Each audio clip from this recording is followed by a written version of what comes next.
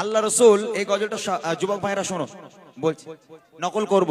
এই গজলটা শোনানোর পর দাঁড়াও, এই গজলটা শোনানোর পর আল্লাহ রসুল সাল্লাল্লাহু আলাইহি ওয়াসাল্লাম তিনি ওয়াজ করছেন, নসিহাত করছেন। এইরকম নিচে সাহাবায়ে কেরামগণ বসে আছে, নুরি চেহারা সব সাহাবায়ে কেরামগণ বসে আছে। আল্লাহ রসুল দেখছেন একদম পেছন দিকে একটা ইহুদি যুবক নন মুসলিম পেছন থেকে দাঁড়িয়ে দাঁড়িয়ে রসুলের বক্তব্য শুনছে। আমার নবী পাকের চোখ গেল, এই যুবক তুমি কে বাবা, তুমি দাঁড়িয়ে আছো পেছনে, তুমি কে, কাছে এসো। কাছে এলো, বলো কি করতে এসেছো, তুমি কি কলমা পড়বে, মুসলমান হবে? ইহুদি বলছে, না মুহাম্মদ তোমার উপর কে কলমা পড়বে, লোকের মুখে শুনেছি তুমি পাগল, ভুলভাল কথা বলো, তাহলে কেন দাঁড়িয়ে আছো? বলে তুমি যখন বক্তৃতা দিচ্ছ, তুমি যখন নসিহত করছো, তোমার কথা এত মিষ্টি লাগছে, এত মধুর মতো লাগছে, মনে হচ্ছে না শুনতেই থাকি, তাই পেছনে দাঁড়িয়ে দাঁড়িয়ে শুনছিলাম, কলমা টলমা পড়তে আসেনি।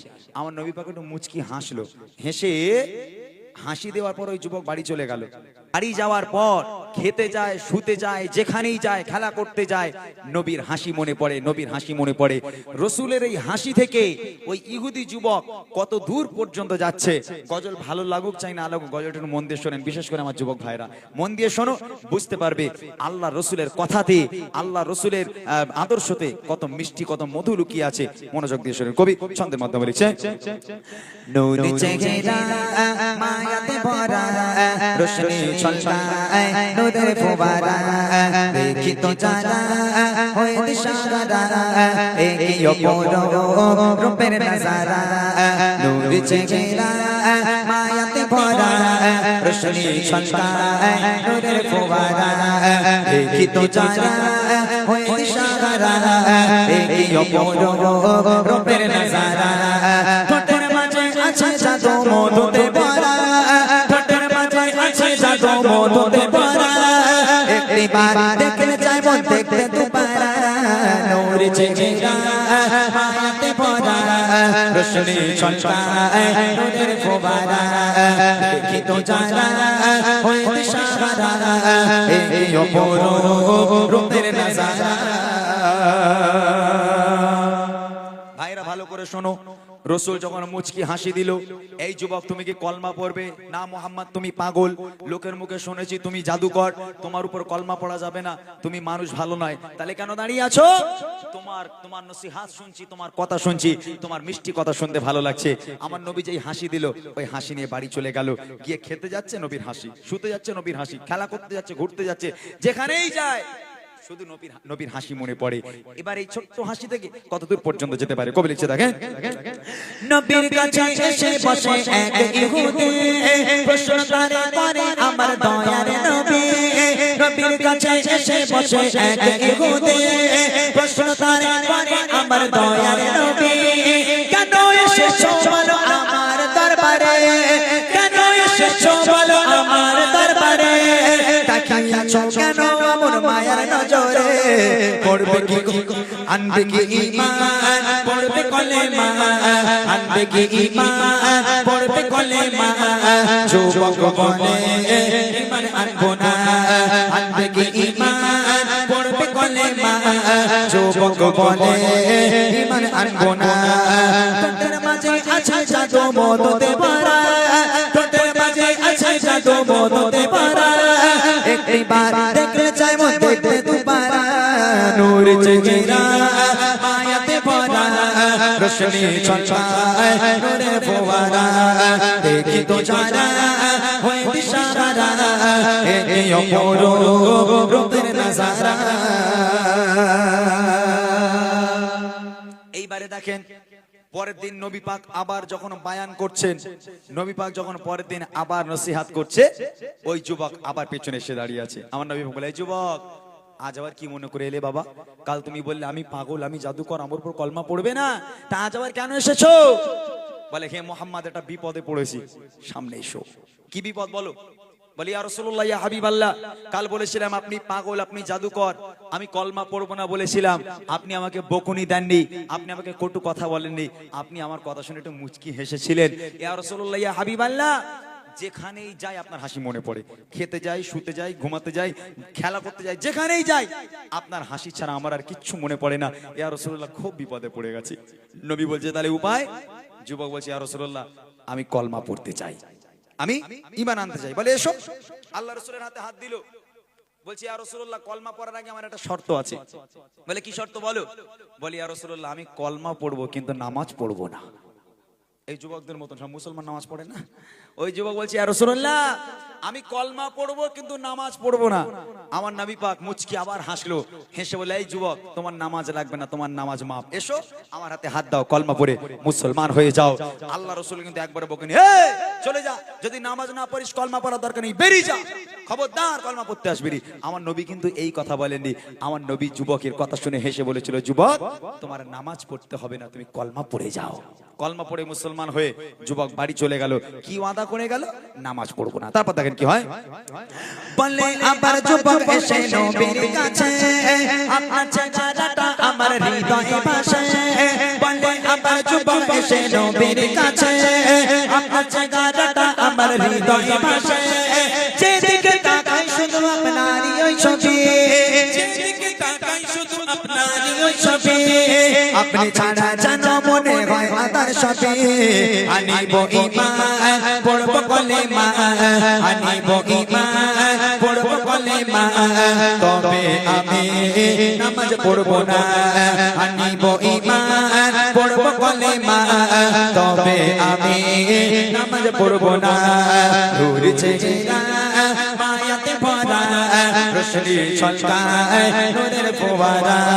দেখি তো যারা হয়ে দিশাহারা, এই অপরূপ রূপের নজারা।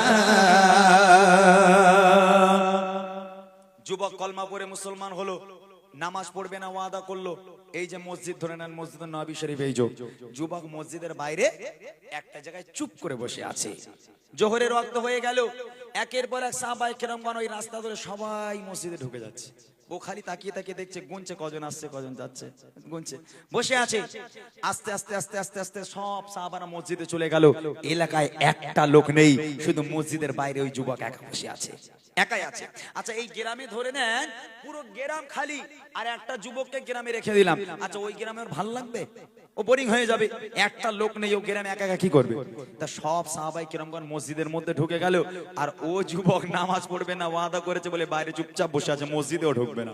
এখন ওর মনটা একটু খারাপ হয়ে গেল, হ্যাঁ মনটা খারাপ হয়ে গেল, আমি বাইরে থেকে কি করব? ও পরের দিন আবার নবীর কাছে গেল, ইয়া রাসূলুল্লাহ ইয়া হাবিবাল্লাহ আবার একটা বিপদে পড়ে এসেছি। এই যুবক কি বিপদে পড়েছো? বলে ইয়া রাসূলুল্লাহ আমি ওয়াদা করেছিলাম নামাজ পড়বো না, আমি মুসলমান হয়েছি কিন্তু ওয়াদা করেছিলাম নামাজ পড়বো না। ইয়া রাসূলুল্লাহ তা সব সাহাবা ভাইরা মসজিদে ঢুকে যায়, আমি বাইরে একা একা বসে বসে কি করব? ইয়া রাসূলুল্লাহ আমিও কাল থেকে নামাজ পড়বো। নবী পাক বলছে এই যুবক আলহামদুলিল্লাহ খুব ভালো, কাল থেকে সাহাবায়ে কেরামদের সঙ্গে নামাজ পড়তে যাবে। বলে ইয়া রাসূলুল্লাহ তবে আমার একটা শর্ত আছে। বলে আমার তো শর্ত? তা বলো কি শর্ত বলো? বলে ইয়া রাসূলুল্লাহ আমি নামাজ পড়বো কিন্তু ওযু করব না। আমি নামাজ পড়বো কিন্তু ওযু করব না, আমার ওযু করতে ভালো লাগে না। আমার নবী পাক কিন্তু একবার বলেন এই ওযু না করে মসজিদে ঢুকবি না, দূর হয়ে যা, এরকম কিন্তু বলেনি। আমার নবী পাক মুচকি হাসি দিয়ে বলে এই যুবক তোমার ওযু লাগবে না, তুমি বিনা ওযুতে মসজিদে গিয়ে নামাজ পড়বে। কত সুন্দর আমার নবীর আদর্শ, কত সুন্দর আমার নবী, কারোর উপর কোনোদিন কঠোর হতো না। এই যুবক তোমার ওযু লাগবে না বাবা, তুমি বিনা ওযুতে নামাজ পড়বে, আল্লাহ কবুল করবে। তারপর দেখেন কি হয়।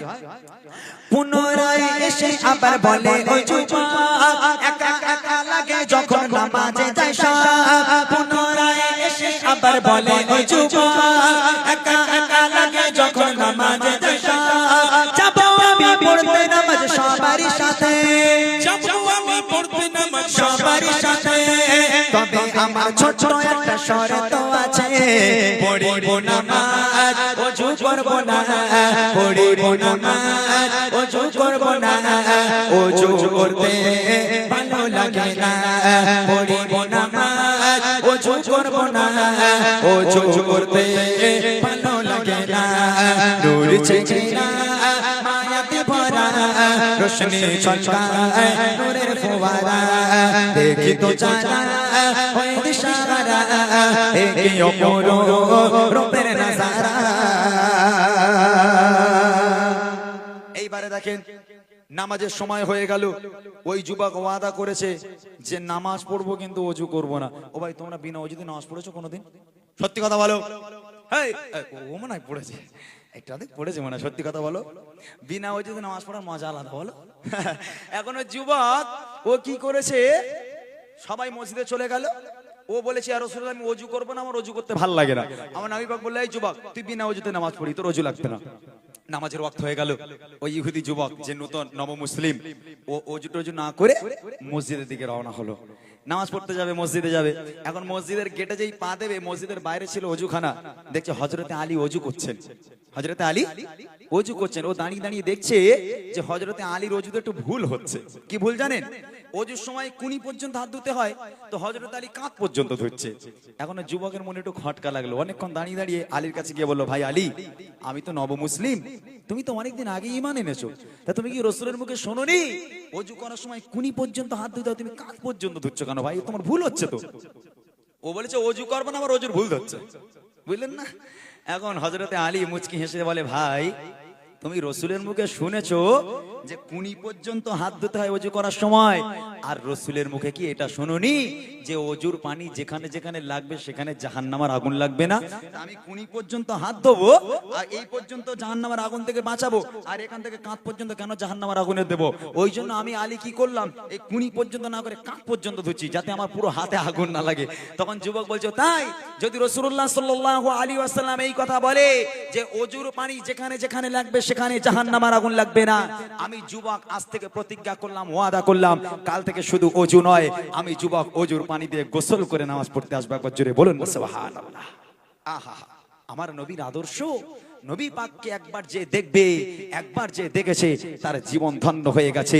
এই ইহুদি যুবক যে নবীকে গালাগাল করতো, পাগল বলতো, সেই যুবক আমার নবীর একজন বড় সাহাবাই পরিণত হয়ে গেল। একবার জোরে বলুন সুবহানাল্লাহ। শেষ কথায় কবি লিখছেন, এবার এসে যুবক প্রিয় নবীকে বলে, দোষক ছবে না নাকি ওযু করিলে। এবার যুবক এসে প্রিয় নবীকে বলে, দোষক ছবে না নাকি ওযু করিলে। তাহলে ওযু না করে গোসল করিব, গোসল করিব, কেন দোষকে আগুন গায়ে লাগাবো? এটাই আদর্শ নবীর শোনা, এটাই আদর্শ নবীর শোনা, কারোর প্রতি কঠোর হতো না। এটাই আদর্শ নবীর শোনা, কারোর প্রতি কঠোর হতো না। নূর ছেকে মায়াতে ভরা, রোশনি ছলকায় নূরের ফোয়ারা, দেখি তো জানা হয়ে দিশাহারা, এগিয়ে পড়ো রূপের নজারা। ঠোঁটের মাঝে আছে জাদু মধু দেবারা, ঠোঁটের মাঝে আছে জাদু মধু দেবারা, একটিবার দেখলে যায় মন দেখলে দুবারা। নূর জেগে মায়াতে ভরা, রোশনি ছলকায় নূরের ফোয়ারা, দেখি তো জানা হয়ে দিশাহারা, এগিয়ে পড়ো রূপের নজারা, এগিয়ে পড়ো রূপের নজারা, এগিয়ে পড়ো।